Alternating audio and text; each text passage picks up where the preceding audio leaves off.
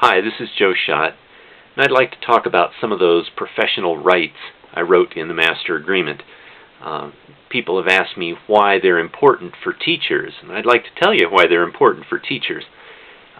In the broadest terms, they're the difference between your making purposeful, qualified decisions like the professionals you are, and being a line worker who's told exactly when and how to turn out widgets.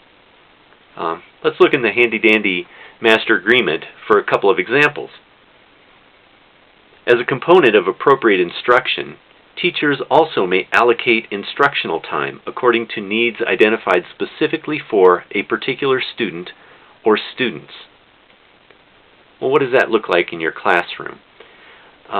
Let's say you've got a 90-minute math block at your school, or 60 minutes have been allocated to wonders, but your students have already demonstrated mastery in math or reached their targets in reading or any number of things.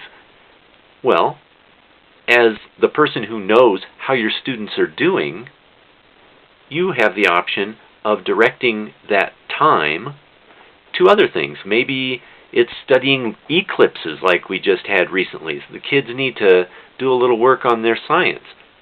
You get to decide how to allocate that time. They don't need 90 minutes, they need 60.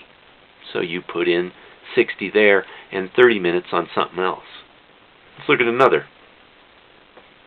Teachers can use their professional judgment to make adjustments regarding where best to focus assessment time and which assessment best addresses the needs of the students once the required district assessments are met. Okay, well, how does that play out?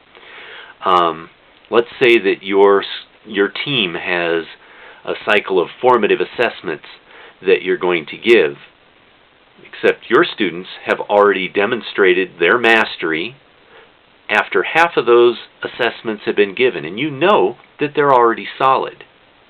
Well, maybe now, instead of spending time giving more tests to show what you already have shown, instead you're going to spend time on the water cycle. Or maybe you're going to go back and work a little bit more on that math concept that the kids wanted to get down just a little bit better.